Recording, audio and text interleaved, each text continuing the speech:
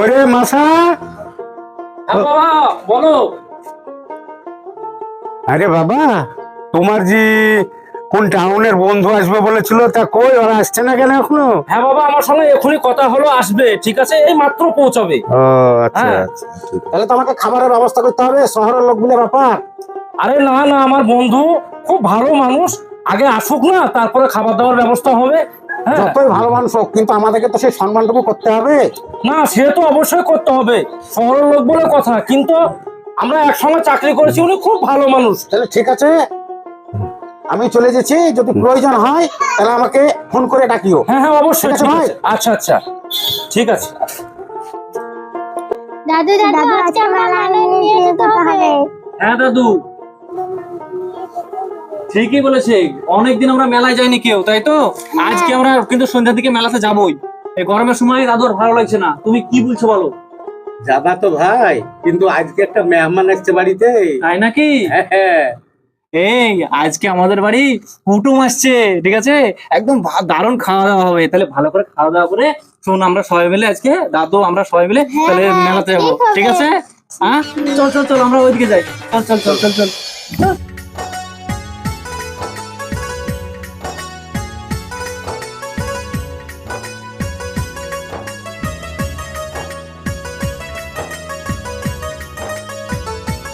ওই বন্ধু, এই তো এই তো এই তো ভাই। আরে আচ্ছা আচ্ছা আচ্ছা, কেমন আছো বন্ধু? ভালো আছি, তোমার টানে এখানে চলে এলাম। খুব ভালো খুব ভালো খুব ভালো। হ্যাঁ, এটা হচ্ছে বাবা। কাকা, হুম। কেমন আছেন কাকা? খুবই ভালো বাবা। বেশ বেশ হ্যাঁ, বেশ খুবই বেশ। ভালো। আর এটা ছোট ভাই। আরে ভাই ভাই ভাই, ভালো তোমার আছেন? খুব ভালো খুব ভালো। আসতে কোনো অসুবিধা হয়নি? না না, কোনো অসুবিধা হয়নি। আচ্ছা আচ্ছা আচ্ছা, আমি একটু চিন্তায় ছিলাম যে অনেক দূরের রাস্তা আসছে। আরে কি আনন্দে এলাম। আচ্ছা আচ্ছা, তা খুব ভালো। হ্যাঁ, হ্যাঁ, হ্যাঁ। আমাদের গ্রামের বাড়ি এসেছো ভাই। আর ভাই, হ্যাঁ। মধুর টান। তোরা চলে এসেছিস? এই তো ভাই, সে বলেছিলাম না, হ্যাঁ। সেই পিচ্চিটার কথা বলেছিলাম, হ্যাঁ। এই তো সেই পিচ্চি। বাহ, আয়, বাহ, আয়, বাহ, এদিকে আয়, বাহ। এদিকে আয়, এদিকে আয়। কি সুন্দর, হ্যাঁ, এদিকে আয়। কি সুন্দর তুমি। আচ্ছা, বাহ আচ্ছা, বাহ আচ্ছা। বাহ বাহ বাহ বাহ। এই তিনটা আমার মেয়ে হচ্ছে, হ্যাঁ। আর ছোট ভাইয়ের ছেলে ওটা হচ্ছে। হুম। হ্যাঁ হ্যাঁ হ্যাঁ, আরে ভাইপো, বেশ বেশ ভালো বেশ। আছেন কাকা? আহ, তাহলে এখানে দাঁড়িয়ে না থেকে একটু ভিতরে হ্যাঁ, ভিতরে হ্যাঁ, চলো। হ্যাঁ, চলো চলো, চলো, যাওয়া যাক চলো, যাওয়া যাক আচ্ছা, যাওয়া যাক, চলো চলো ভিতরে চলো। চলো, সবাই চলো। চলো চলো। হ্যাঁ চলো। চাচা, আমার এই বন্ধুর জন্য এত সুন্দর গ্রাম, এত সুন্দর পরিবেশ, আমার বন্ধু যদি না থাকতো আর এই গ্রামে যদি না আসতে পারতাম, তাহলে এই গ্রামের যে দৃশ্য সেটা কোনোদিনই জানতে পারতাম না। তাহলে আপনাকে এখন 1 মাস বাড়ি যাওয়া হবে না, 1 মাস আমাদের এখানে থাকতে হবে, পুরাটা এলাকাটা দেখতে হবে যে গ্রাম কেমন জিনিস। ভাই, আমার এত কাজ, তার মধ্য দিয়ে এই বন্ধুর জন্য আমি বন্ধুর কথা ফেলতে পারিনি, যার কারণে ছুটি এসেছি। তবে 1 মাস থাকতে পারবো না, 2-1 দিন থেকে আমি আমার কর্ম জায়গায় যেতেই হবে। না বাবা, সময় অপেক্ষা করে না। হ্যাঁ, সময় অপেক্ষা করে না।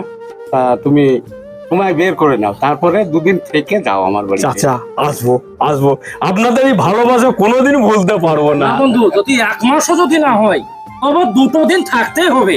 তার কারণ হচ্ছে, সে অনেকদিন বলার পর, কতদিন রিকোয়েস্ট করার পর বন্ধু আমার গ্রামের বাড়িতে এসেছে, তো এই না 1 মাস যদি না হয়, অন্তত 2 দিন থাকতে হবে। 2 আচ্ছা দিন আচ্ছা, থাকতেই হবে। দেখছি কি তো করা তা, যায়। অনেক হলো, খাওয়া দাওয়ার ব্যবস্থাটা করি।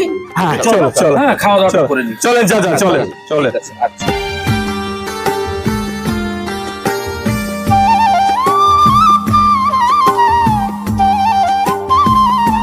এই কোথায় যাচ্ছিস এই ভোর দুপুরে? এই তো বড় ভাই, একটু যাবো, ওই দিঘিতে যাবো মাছ ধরতে।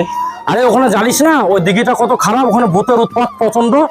আর তুই দিন দুপুরে যাচ্ছিস যখন মাছ ধরতে, লোকজন থাকে তো, যাবো, চলে আসবো। এই, যাক তাড়াতাড়ির মধ্যে ফিরে আসিস, ঠিক আছে? ঠিক আছে। দেরি করিস না, খুব আমি খারাপ যাবো, জায়গা, যাবো, কিন্তু ওই চলে জায়গাটা প্রচন্ড খারাপ, ঠিক আছে। কেউ যায় না দুপুরে ওখানে। এখন যাচ্ছে ছিপ ফেলতে।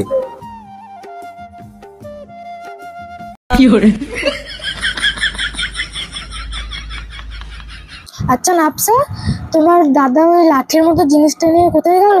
দিদি, দাদা ছিপ নিয়ে ওই দিঘিতে মাছ ধর। আচ্ছা, ওই লাঠিটা দিয়ে মাছ ধরা হয়? আর শুনছিলাম নাকি তোমার দাদা ভূতকে খুব ভয় পায়। হ্যাঁ দিদি, আমার দাদা ভূত দেখে খুব ভয় পায়, ভূতের গল্প শুনলে খুব ভয় পায়।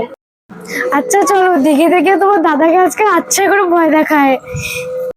কি মজা কি মজা, আজকে দাদাকে ভয় দেখাবো। এই থাম তো, আগে যাই তারপরে হবে, চল।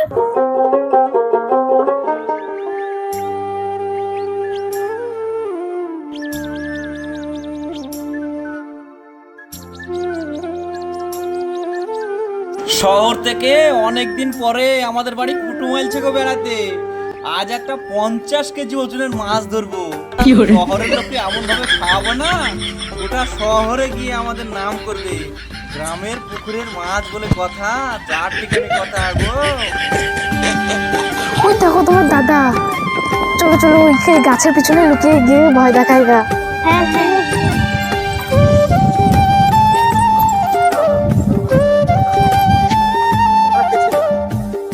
চলো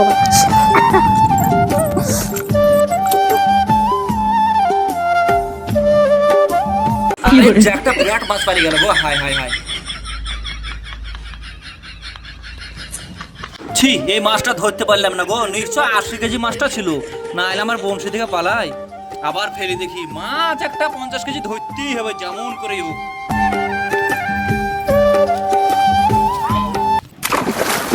আরে বাপরে, এটা কি পড়লো? বড়ব্বা বলেছিল এই পুকুরে নাকি ভূত থাকে, ঠিকই বলেছিল। আমি শুধু শুধু চুলকানি করে মাছ ধরতে এলাম দুপুরবেলায়। এবার কি হবে? এই ভূতে যদি আমাকে ধরে কে ছাড়াবে? শুনেছি পেছন দিকে তাকানো হবে না, চুপচাপ বসে থাকি, তাহলে কিছু করতে পারবে না ভূতে।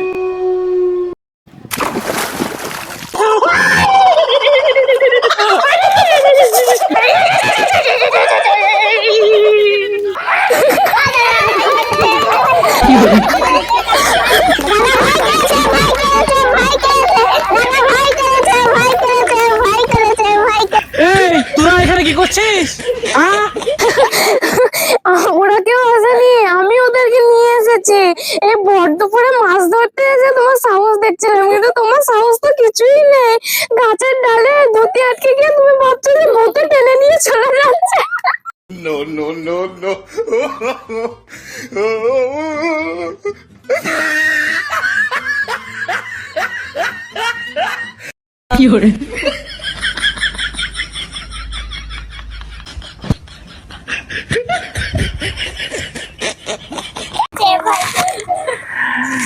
আমি ভয় করিনি রে। ওই মানে হচ্ছে প্রথমে আমি ধুতিটা বেঁধে রেখেছিলাম, ওই জানো ওই পানিতে না পড়ে যায়, ছিল না। চলো সব বাড়ি চলো, বাড়ি চলো, খাওয়া দাওয়া করতে হবে, চলো।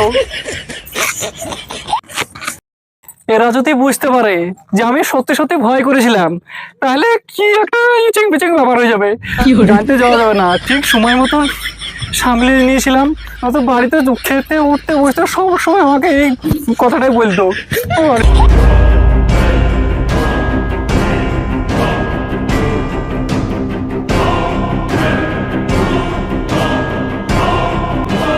এবারে দুপুরবেলা এইদিকে এই একটু মাছ ধরতে পুকুরে, বাড়ি যাচ্ছি। তাই? হ্যাঁ।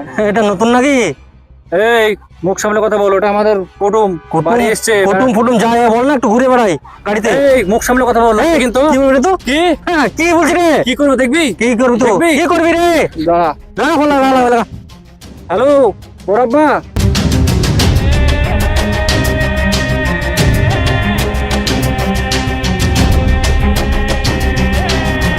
এই কে কি বলেছে রে? এই তো এই ছেলেটা, আমাদের এই আত্মীয়টার উপরে উল্টো পাল্টা কথা বলছে। এই আমার বাড়ির আত্মীয়র সঙ্গে কথা বলছিস?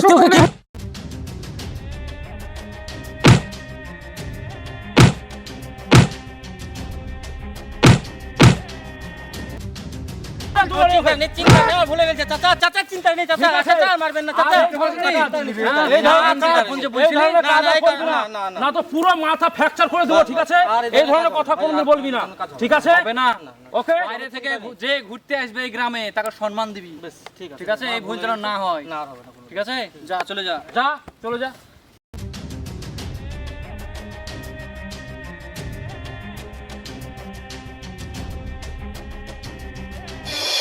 শোনো দিদি ভাইরা, এই যে চিরমকার দিঘি দেখতে পেয়েছ তো,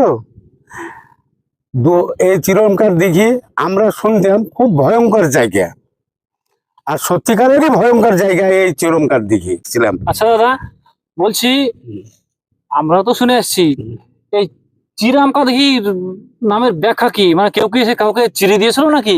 না না ভাই, তুমি যে কথাটা বলছো তো চিরমকার দিঘি সম্বন্ধে আমিও ভাই কিন্তু ইতিহাস জানি না। আমরা সেই বাপদাদাদের আমল থেকে শুনে এসছি চিরমকার দিঘি রাজা বাদশারা কেটেছিল।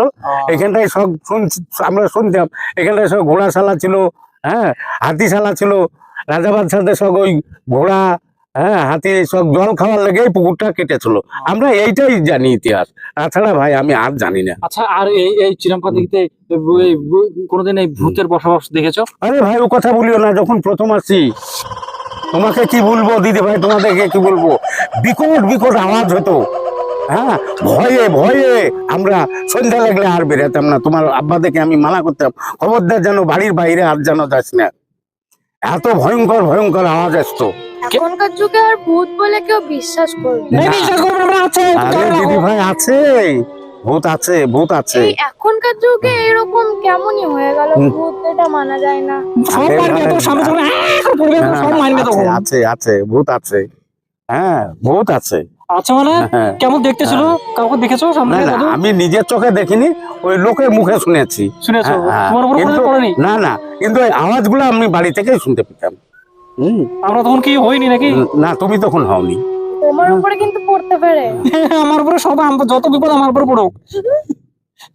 দাদু আর বুঝতে পারি ঠিক হবে না এখানে, আমাকে কেমন ভয় লাগছে। চলো, চলো, আমারও ঠিক হবে না, বুঝতে চলো, পারো? লাঠি বাড়ি ধরো। চলো। বাড়ি চলো। চলো চলো চলো চলো, আমি আর থাকবো না এখানে। চলো, এই চালাতে সব দাও পুরো। এই দে দে হাজি দে দম চলো না, এই কোটি লিখা আমরা পারি আই